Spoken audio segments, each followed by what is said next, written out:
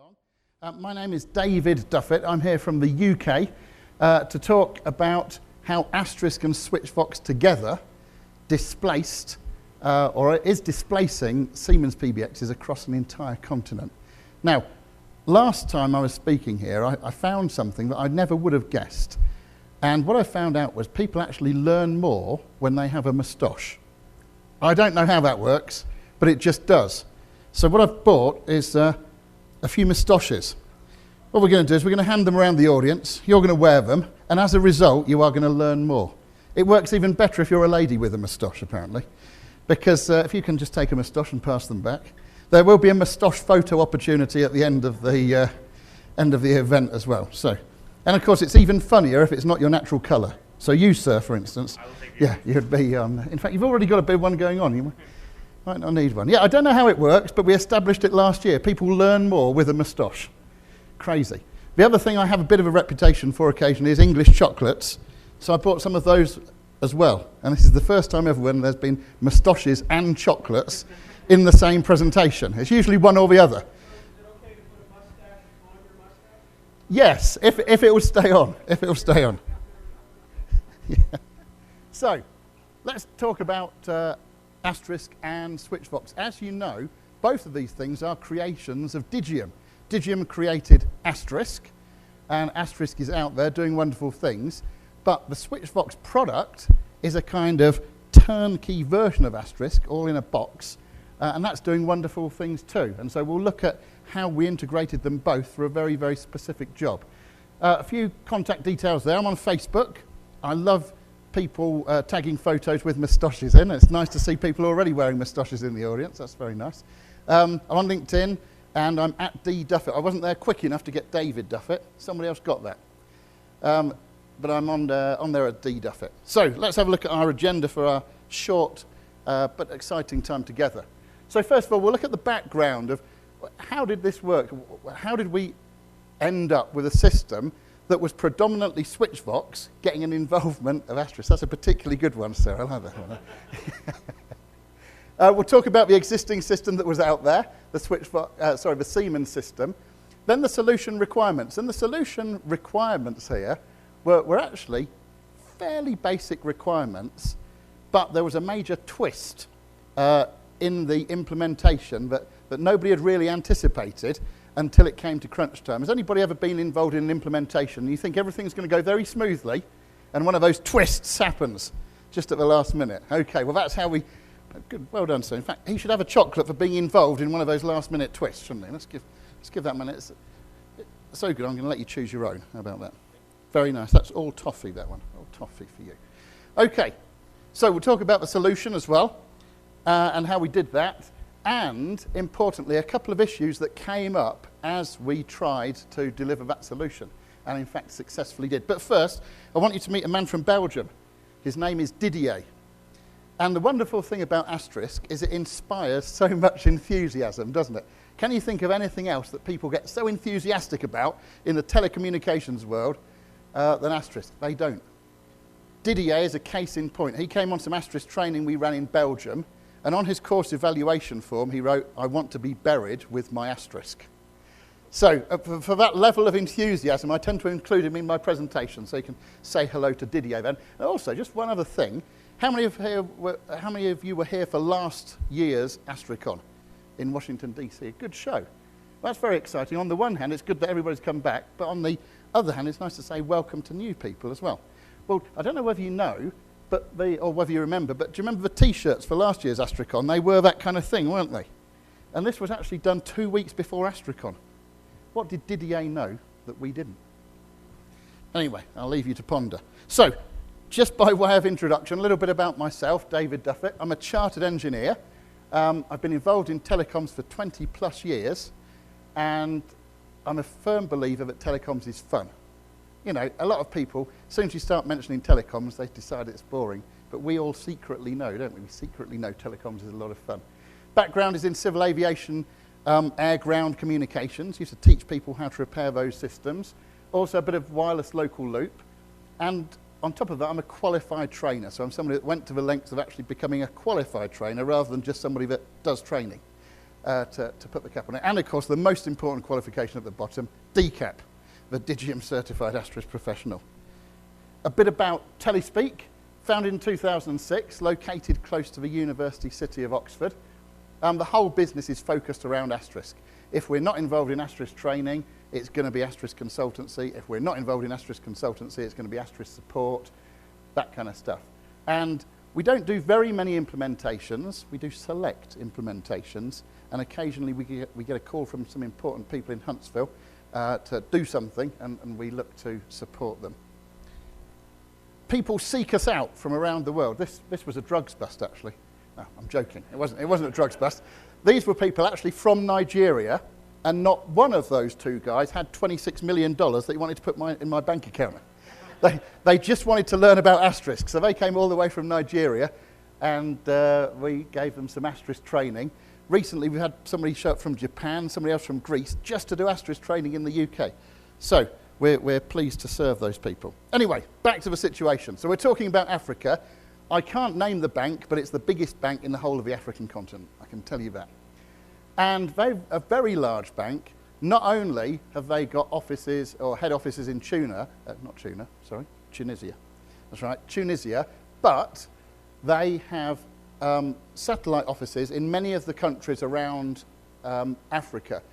And what they'd got was a kind of a mishmash of various Siemens systems, a little bit of Call Mangler from Cisco was in the mix as well, and various other things that were kind of glued together around Africa.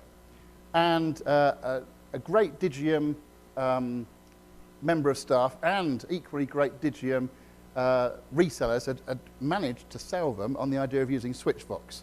And that's not a particularly hard sale, because SwitchVox is the kind of the Rolls-Royce of the Asterisk experience. It's that turnkey solution. It comes along. It's got all the kind of bells and whistles in it. But let me tell you more about what they had first. So, Siemens PBXs in Africa, 3 big old PBXs right in Tunis. By the way, this was all going on at the time of the Arab Spring.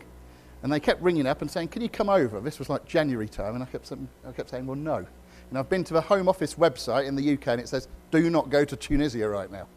But shortly afterwards, that all changed. The revolution happened. It was a fairly bloodless revolution in Tunisia. And so later on, I found myself out there kind of training them on this system that we'd put together. But they'd got these offices around the whole continent. So we've got a SwitchVox position over in Rwanda, one in Senegal, one in the Sudan, various places. And these are what we were looking to displace. Well, they'd already been displaced, actually, by SwitchVox. SwitchVox had come in, displaced them, and the wonderful thing about SwitchVox is not only is it a turnkey, ready-to-go product, but it's GUI administered, not only for the administrator of the system, but for the individual users. The individual users get their own user interface. And very crucially, I've double asterisked it, the last point, it's got an API called the Extend API that allows you to interface with other systems, so you can interwork with other systems, whatever those other systems might be. Okay, everything you'd expect in a PBX and a few you wouldn't. The individual user GUI is very, very nice. You can also open up your own switchboard on there and have your own personal switchboard on the screen made up of all your favorite contacts. You can see their presence. You can chat with them. You can do that kind of stuff. Mashups with all kinds of web applications as well. And one of my favorite things for end users are the excellent range of diagnostic tools. So if anybody puts their hand up and says, oh, I can't get my SIP trunk to connect, there's a tool in SwitchVox for finding out why your SIP trunk doesn't connect. Very useful. It kind of goes through the steps that all of us would go through, making sure there's internet connectivity by pinging Google or something like that. And it goes through all of those steps, testing out and pinging the provider until you can get to the bottom of what might be causing the issues. Okay, now the solution requirements, as I mentioned, reasonably basic. The first thing they wanted to do was keep all of their existing extension numbers, which had grown up organically over several years based on this large number of Siemens implementations. In the head office zone, they wanted the 2,000 plus users who were in the head office area to be able to take their numbers with them if they move from one building to another. That was one of their requirements as well. But you know what it's like with customers' requirements, there's the ones that they tell you about, and then there's the ones that they don't quite tell you about. Has anybody ever had that happen to them? Yes. Oh, look, lots of people. I'm going to reward you with a chocolate. Reward you with a chocolate. There's somebody up the back there, I think. Oh, there's somebody. Yeah. Oh, yes. So, and one over. We don't want to leave you out, sir. Okay, a chocolate for you. We've all had it happen, haven't we? Those issues that customers don't tell you they want addressing until you've addressed all the others that they told you about. Anyway, so that was the beginnings of a solution. But here's the big problem. Can you imagine a system with over 32 PBXs in it, where nobody knows which PBX owns which extension number? And it's all somehow hard-coded into the Siemens stuff, so it just works. But you're looking to deploy a new system, they want to keep every single extension number, but they don't know who's got what. That's quite a difficult one, isn't it? Quite a difficult one to get along with.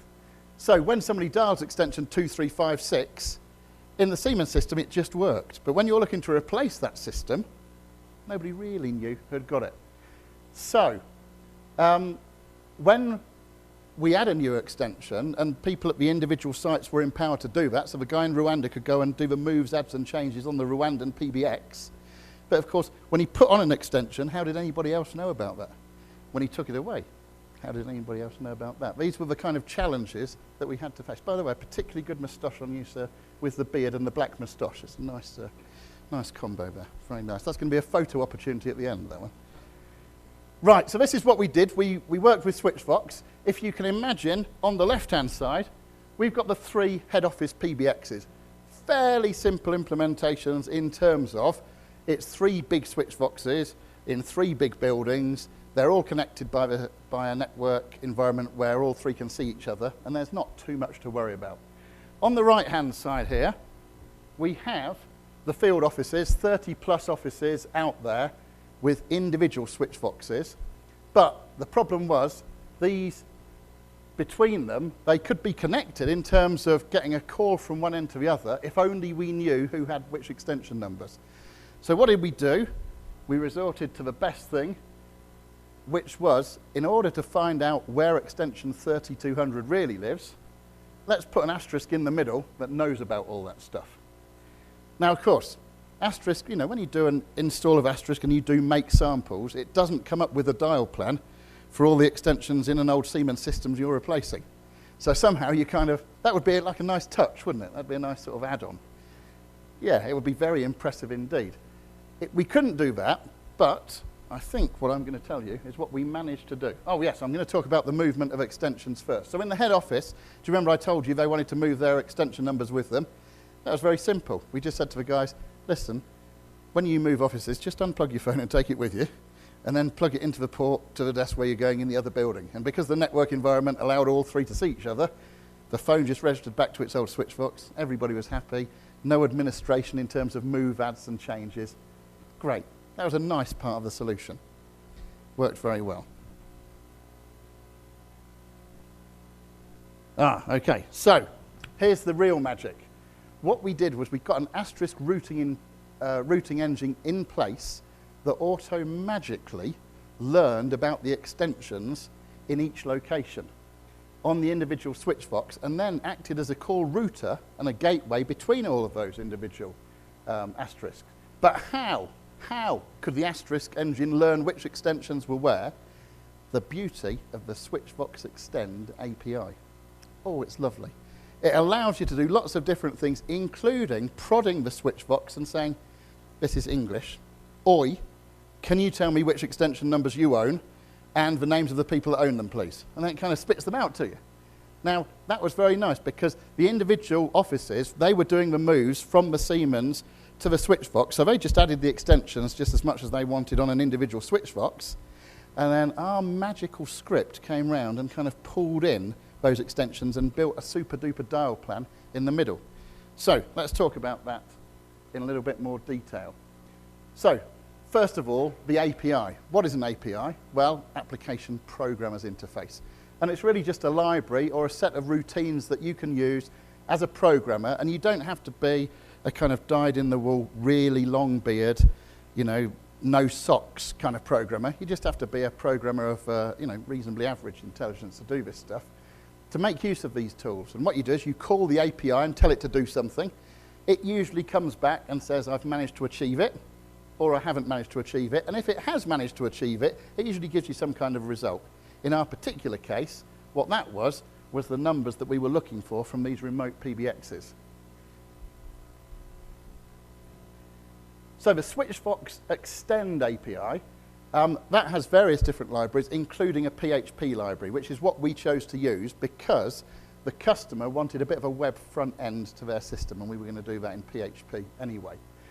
Fairly straightforward. You just have to get some packages that you need, PHP 4+, PHP development package, pair, and one called PCEL, which I'd prefer to be called PECL because it would be easier, but it's PCEL. You download the SwitchVox Extend API, the client library. That's very easy to download. And we have some SwitchVox people in the room, so I'm just going to ask them, how much does that Extend API cost, fellas? It's a big fat zero.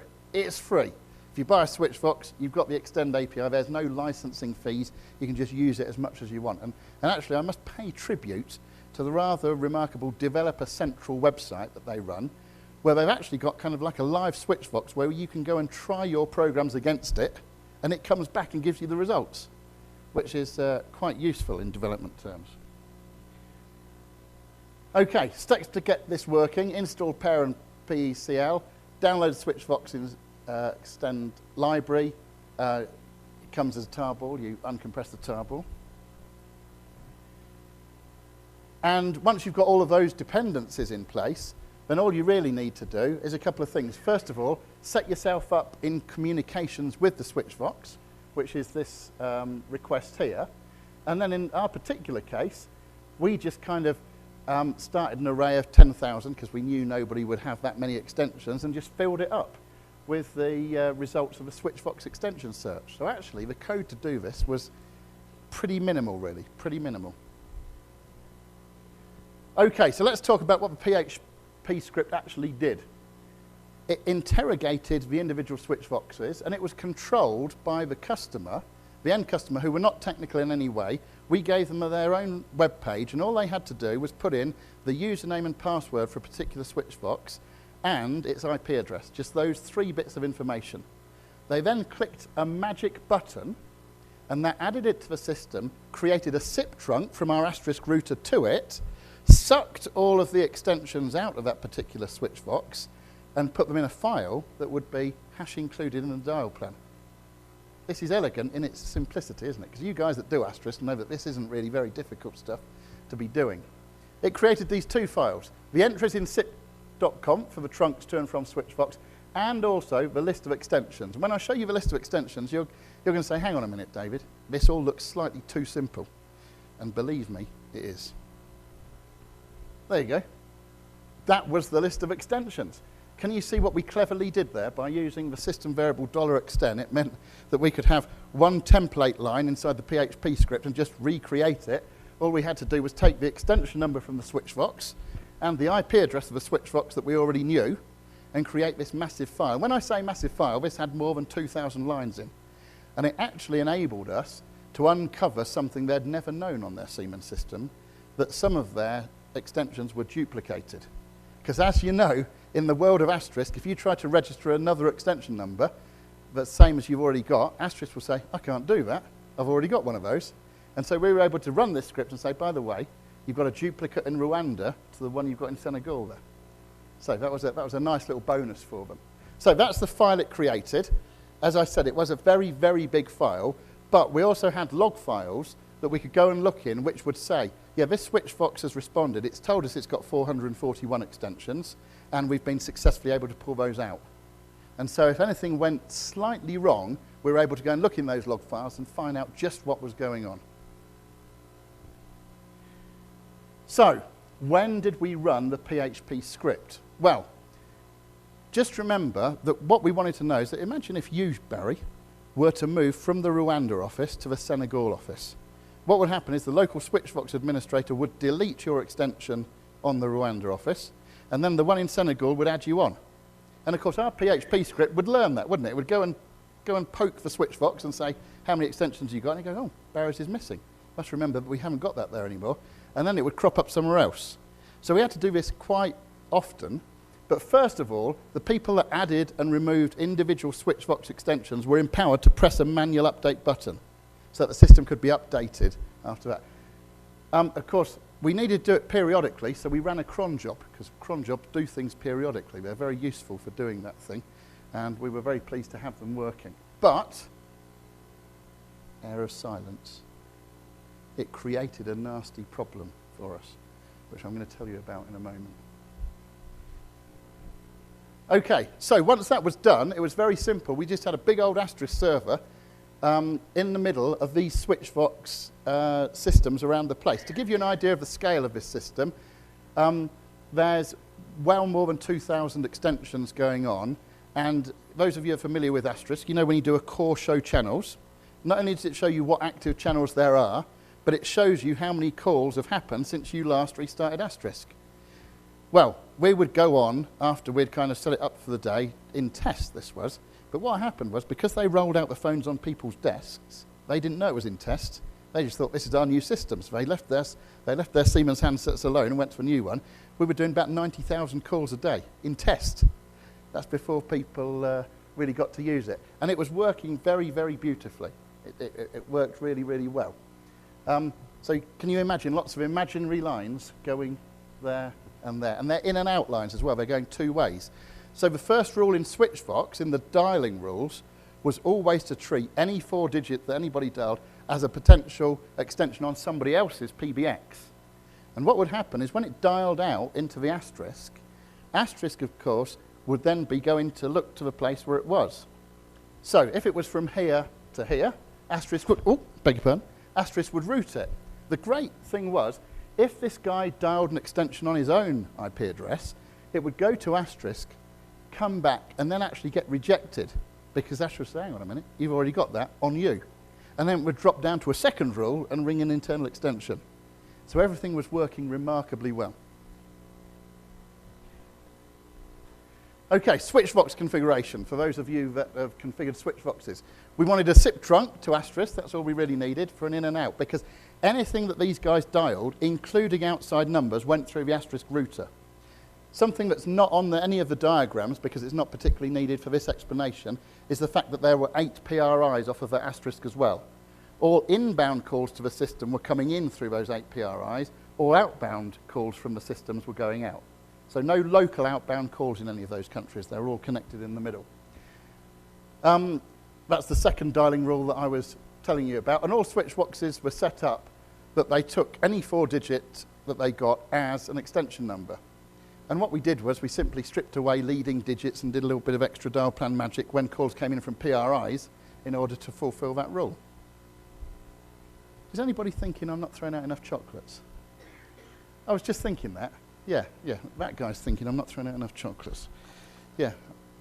Don't worry, I'm going to ask some questions later, but for now I'll just randomly throw a chocolate in that direction as well. We want somebody to have a chocolate, don't we? Okay. Right. Asterisk configuration, very simple SIP configuration for each of the SwitchVoxes, and the lines you've already seen. Remarkably easy to deal with in there. Major issue though, major issue. The connectivity to some of those remote sites was intermittent.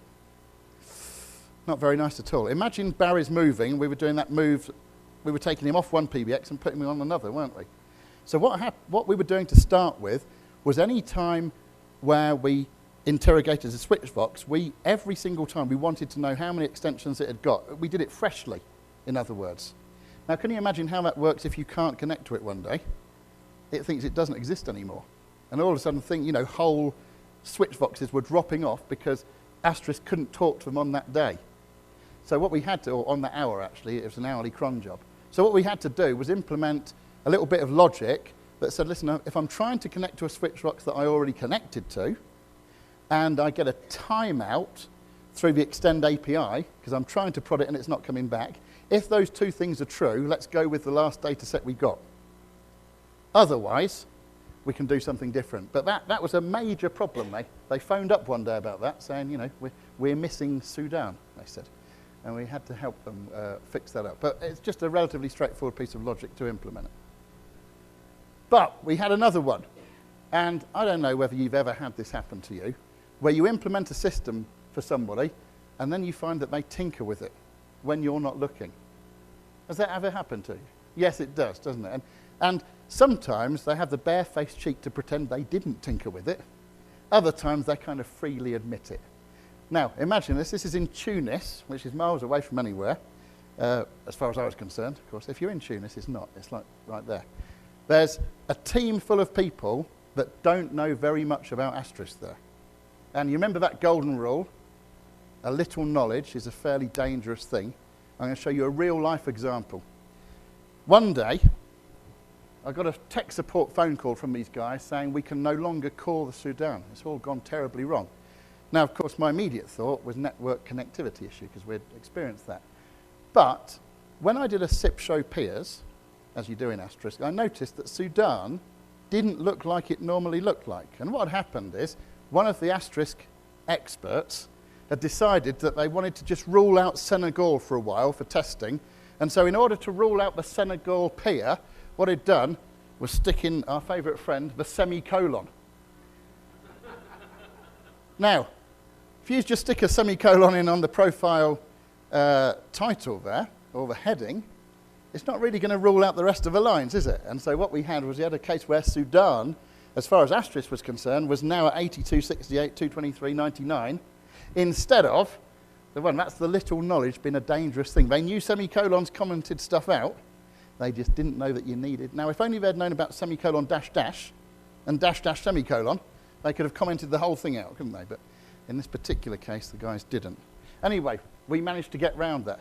And actually, that brings me to the end of the presentation. I have got a summary to go through, but before I do, any questions?